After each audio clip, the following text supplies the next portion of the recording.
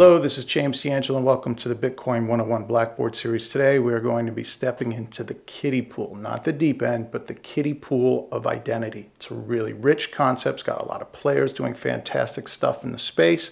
But what we're hoping to do today is introduce just really a basic Lego block for identity, something very, very simple that can be used for even massive and very secure identity schemes. And what I'm hoping is that this idea is so simple and so cost effective that everyone on earth could use this system if they choose to. So I've given this idea a little name. It's called ID chains. And today we are just covering the ultra basics of the idea. And if you've been anywhere close to Bitcoin or a number of other industries where there's been lots of identity theft or identity concerns, or there's concerns with AML, KYC, you know that 2015 there's been a lot of talk about identity and solving these identity problems, which many people think is absolutely impossible and cannot be solved. And I was one of those people even just a few months ago, but I've started to see the way to turn the corner. But digital identity is a very big deal, especially if we're looking to solve problems for the other 6 billion. And before we jump into the actual code and implementation, I'm just going to run through a quick laundry list of some of the features, goals, concerns, etc.,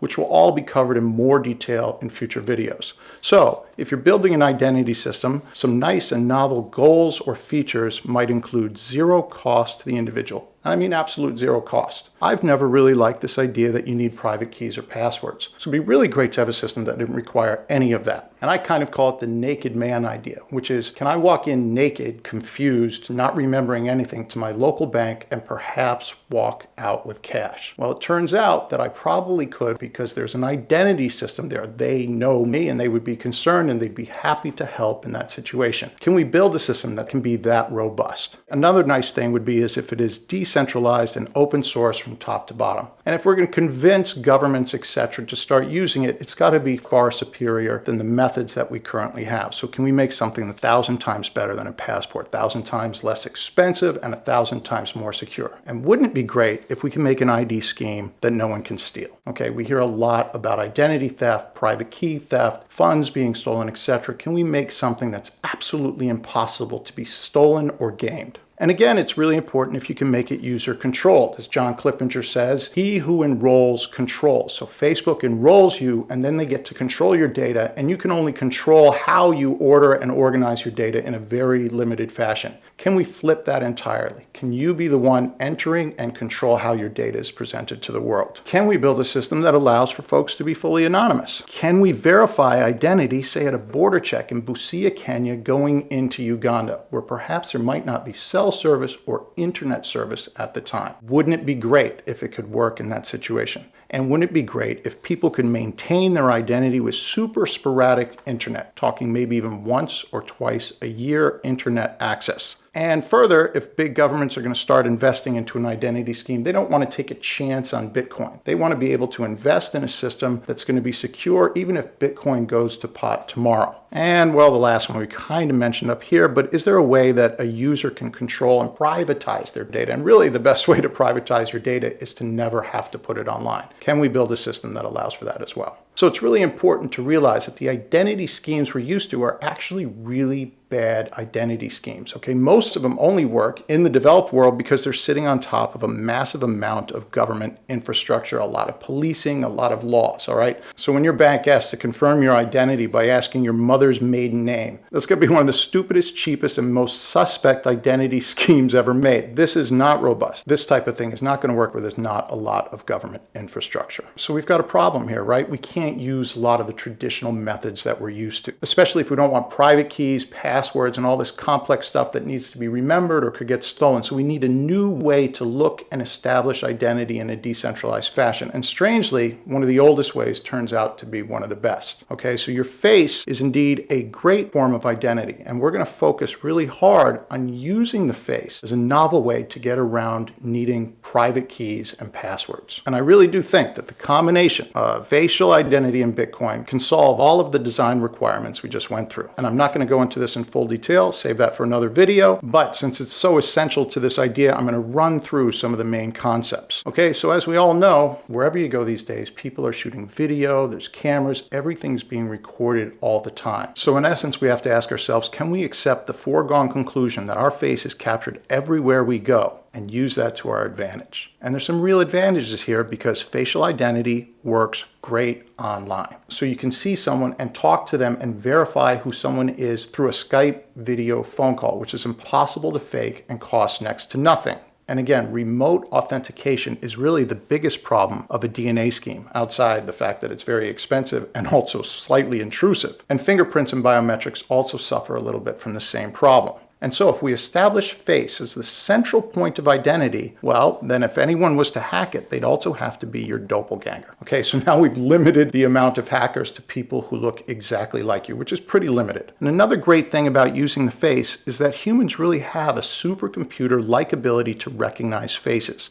So we'll trust our analysis, which is something we're not likely to do with DNA, fingerprints, or biometrics, and we'll respond better to a face-based identity scheme because we'll see how it works. We'll actually be able to see the faces there and be convinced whether it's working or not. And this doesn't preclude the ability to use computers because computers are also very, very good at recognizing faces, which is great because it also allows for computers to automate some of the process. If you're starting to do millions and millions of people and you're talking about low-value amounts that are being transferred or refugee situations and you're scanning video, computers can do a very good job at starting to collect some of the basic information that you might need to solve those situations. And as we'll see later, even though we're using face, it's something that can be done anonymously and it can be done without putting your actual photo or your face online. And as I said earlier, the face plus the blockchain makes a really provocative solution, and it also makes it more robust for the user of the system, because if you get identity verification or authentication from a government or a business that goes out of business or becomes corrupt, well, in the old world, you're just kind of screwed, right? They can mess with your identity scheme. And so centralized authentication schemes have the problem, the ability to change things and a little bit of lack of trust. So it's important to realize when we see how this works that a U2 thumbs up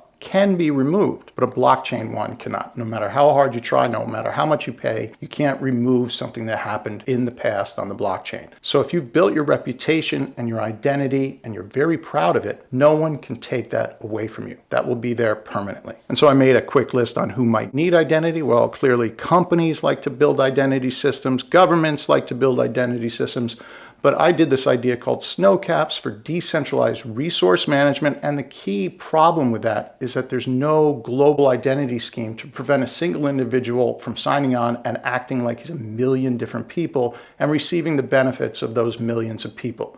The same problems that happen in India now, where single corrupt individuals are taking the welfare checks for thousands of people, well, this problem can be multiplied thousands or millions of times in the decentralized world. So it's really important if we think we can solve climate change using some form of decentralized resource management to solve this problem of identity. But most importantly are the disenfranchised and forgotten billions whose countries aren't even really establishing any identity for them. And these have enormous costs. You have children who cannot go to school because they don't even have a birth certificate. But further, people in other countries who might want to start an honest and reliable business are hurt by AML KYC laws because their government is playing game with the developed countries, etc. And so their ability to run an honest business in their country is limited, and they are hurt by corruption, borders, theft, and the biggest problems are to the world, if they're trying to start an international business, that they are completely anonymous, sitting under an infrastructure, a government that is not supporting them at all. So these are folks who would really embrace some form of reliable international identity system which allows them to invest and build their identity and to be able to constantly improve the quality of their reputation. And so clearly, anytime you propose a system that might be global and involves sensitive information for a lot of people, you have lots of concerns and possible unintended consequences. And identity in particular is a very, very slippery topic. And so it's really important to realize that no identity system, no matter how well it's contrived, is never going to be perfect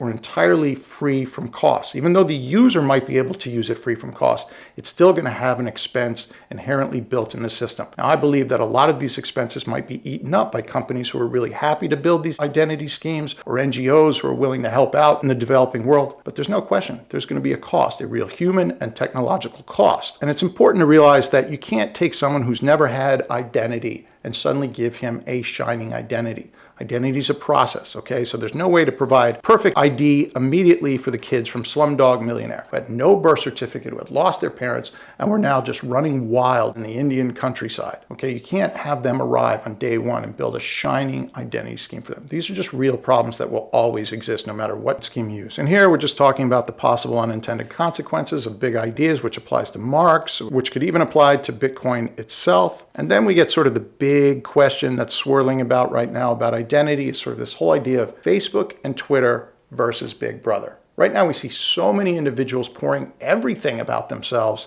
online. And then there's sort of this built-in, ingrained terror of being recorded and watched all the time and being monitored. This is an eternal discussion. This is never going to be solved by any scheme, but certainly after watching the rise of Facebook and Twitter and other companies, it appears we might be overselling the problems and concerns of building a global identity system. And certainly we don't have to look too far to see people who've got enormous lack of anonymity, but have enjoyed the success that that anonymity gave them. Okay, so there's a branding power of identity that is often an essential ingredient for success, and we'd like to at least offer that to other individuals in the world who might want to build the same type of thing as maybe Oprah has built or any other famous person. Okay, so let's not pretend I've covered this topic perfectly. You've heard some philosophy. We've introduced this idea of using the face as the central point of our identity scheme, and we've started to look at the problems and concerns of identity. It's an enormous topic. You could do a PhD on identity, and if it's a topic that interests you, I certainly recommend going around and reading and learning as much as you can. And one of my favorite people in the space is Chris Ellis out of London, and he's done a beautiful talk with Andreas about the philosophy of identity, highly worth listening to, and I'm intending to do more on this topic. So I'm going to cover more philosophy, tech, use cases, concerns, and other cool stuff. So that said, let's jump in and see how this little ID chain system that I'm proposing might work. Okay, so if you want to follow along, there's going to be links below in the discussion of the YouTube video. And this first link right here is just a link to a photo that I've posted online. So it's a JPEG photo that's sitting right there on my website. And if you go to this link, boom, you'll get that photo. The other link is a zip file containing the necessary 2.7 Python code to run the algorithms that we'll need to build the system. But here's all the code right here. Okay, so it's a tiny amount of code, and this is all off-the-shelf code. I really didn't write any of this. I just put it together. So you're talking basically just a hashing function, SHA-256,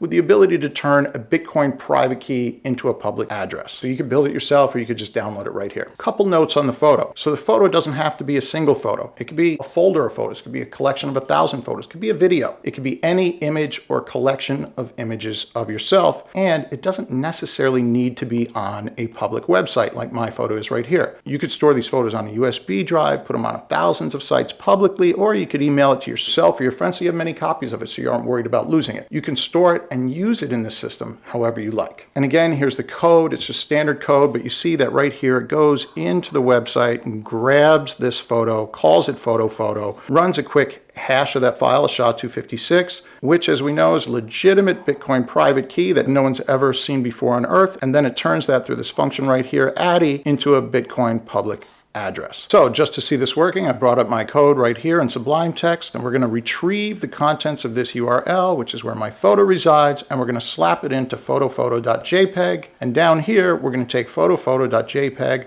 we're going to hash that, and we're going to print that out. That's our private key. Then we're going to take our PK, our private key, and we're going to determine the public address for that using all these functions up here. Okay, so all we have to do is run that, and you'll see how quick this works. And really, if you put any photo you want into this folder, you just got to put the name of the photo right here, and it will hash it and find the private key of that photo. So as long as you put the name of the photo, my new funny photo right here, and put it in the same folder as the software, it will find the private key and public key associated with that photo, or a full collection of photos, an MP3, whatever you want, and it'll find the unique private key and public address for that file. Okay, so that's the code. It's really simple code, but I definitely want you to think about this line right here, number 29, as it's going to number 30. So all we've done is we've taken a photo, we jammed it into a hash function, and we've spit out a private key that's unique to that photo that no one on Earth has ever seen before unless you've run that photo through the SHA-256 before. So it's really interesting to think about that this photo itself can be considered a private key. Well, it's clearly not that private, especially if I've stuck mine online, but Bitcoin doesn't know that, nor does it care. So in Bitcoin terminology, that photo hashed becomes a valid private key. And the private key of that photo that I have online is right here, 89088, whatever. And then you stuff that private key into any wallet, or you just run it through my code, and you will end up with a Bitcoin public address. So now this is the public address that's unique to this photo. It will be the only photo on Earth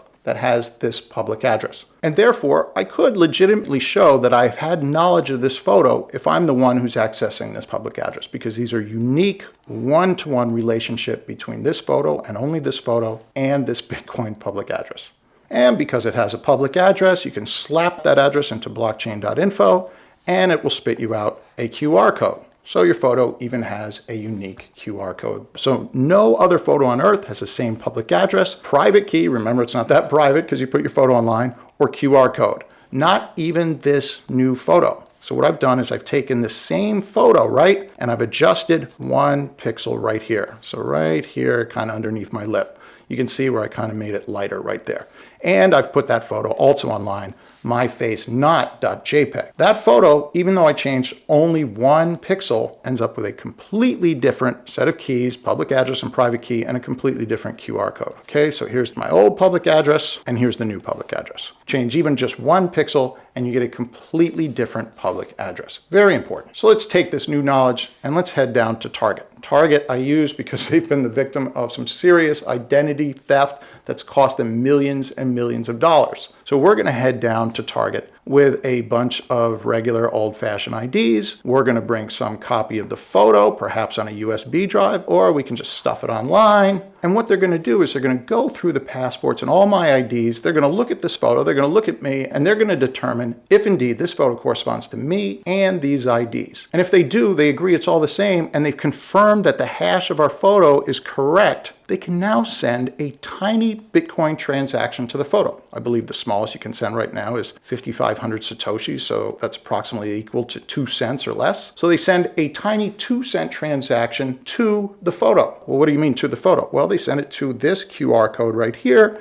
to this public address right here. And they can do it from their identity confirmation address. So it's just a public address that they have control of that they can send funds from. And if they're participating in this identity scheme, it would behoove them to just post that address online. So anytime they verified someone's address, they just send a little transaction from this address to the photo's address. And blammo, they've now authorized that photo. They've publicly stated that Target accepts a particular photo. This photo may or may not even be online, but they're accepting this photo or even a collection of 1,000 photos or a video to be a valid form of ID. Now this ID might only work in Target, but that's okay. We're just building the basic building blocks today. Ultra basic building blocks. And so to fully see this in action, well, let's pretend we're Target over here, and here's me. You know, I'm trying to get my ID confirmed. I'm showing them my ID. I'm probably brought my passports and other stuff, right? And I'm showing it to this woman here over at Target to establish my identity. And you're probably going, well, that's not me, so let's stick my face there. And let's do this transaction right now. We can actually put this on the blockchain. So all I have to do is pretend that I'm Target because I've got access to this address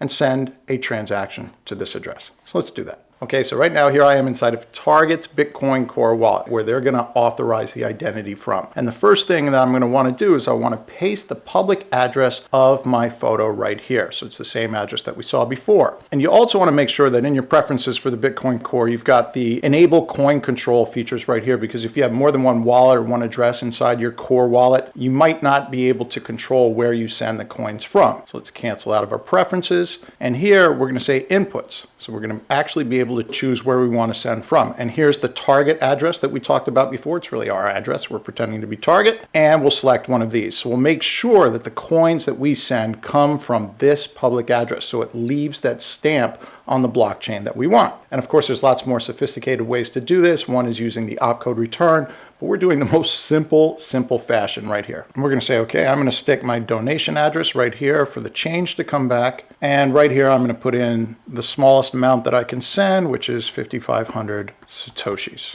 And we see that the wallet's calculated the fee, it's calculated the change, and we're ready to authorize, or Target's ready to authorize that photo, say that they verified that ID, and we press send. Are you sure you want to send? Blah, blah, blah has been added as transaction fees. Yes, yes. And you've got to admire Bitcoin Core wallets. Your transaction's been sent message isn't even there. But that has likely been sent, and in order to check that, we'll head over to our favorite little blockchain.info, and we'll put the public address of our photo right here, and see if it's received any transactions at all. And there it is. But the most important thing is we see who it's from, which is Target, confirming that they have verified this photo and this identity. Okay, and so there it is. And someone will likely grab this 2 cents out of this wallet when they see this video. But what's important here is we now have a verified transaction from Target, which is this address. And by sending even just 2 cents from their identity confirmation address, they've confirmed that they saw my photo, which is right here. Okay, and so they've confirmed that I brought in my passport, my credit cards and everything, and they've looked through them and they've gone, yes, this guy is who he says he is, and this photo is really him. And so it's important to consider, have I started to build a Lego building block for rockstar identification? Because you have to think about this possibility. The next time I go into Target, do I need to have any ID? Do I even need to have cash or a credit card? Can there be an arrangement whereby I've set up everything, an arrangement with them based on my face? So I walk up to the register, they've all got screens there. The woman pulls up my face, which has now been authorized by Target, looks at me and goes, do you agree to this sale? Yes. Will they assume the risk for purchases for something like that for under $100? I think it's possible, and certainly we can see adding extra layers of complexity to this, but it's not clear that we need extra layers of complexity. And just as a reminder, this whole process could be accomplished without putting the photo in a public space. So I could show up to Target with my photo on a USB stick. Okay, there'll be some complication with figuring out how to hash it and making sure that it's not public or that they don't get access to that photo. But I think there's schemes that we can arrange so that this can be more anonymous than we might think at first blush. And certainly, if I just wanted to make sure I have access to that photo at all times, I could just email it to myself. So it's always in my email. When I show up at Target, hey, we lost the photo. Here's the photo. Boom, you see it on the blockchain. They don't even need to keep a database. Blockchain holds all the data for them, shows all the authorized transactions. I show the photo. She sees me. We see that transaction happen on the blockchain. Target's authorized this guy already. So yeah, the anonymous freaks will probably want to do it in a skiff somewhere, and there might be arrangements to do that. But I think most people might find that this is an identity improvement based on the schemes that we currently have that can be stolen, etc. And as I said before, more than one photo can be hashed. You can take all these photos. You could even just take a JPEG of this, create a hash of that, and have Target sign that. So they're now got many views of you, which is already much better than a passport. All right, if I put in 17 photos, current photos of me, well, that's much better than a tiny little passport photo and where maybe I haven't shaved in a week or something like that. So you can see the change there already. You can make a much more robust system than passports currently are. And you can see how this might not be able to be stolen, and it requires you to remember nothing. Okay, so we've just dipped our toe into the kiddie pool of this topic, and we're going to move forward with it in other videos. And this might seem so simple, but it's just a Lego block. You can build so much more with this idea. You can add a little bit more intricate technology through Bitcoin, especially the opcode return, which allows for different types of authorization. There's so much more philosophy that needs to be discussed. A lot of people are going to hate identity schemes in general. They're going to hate the idea of using the face, but I think there are really good defenses for most of these decisions that I've made. And there's also more use cases and control we're going to do in next videos, and adding even proof of location. So stay tuned, and I hope you enjoyed the video. Please remember to like, comment, subscribe, do whatever it is you do, and we'll catch you at the next video.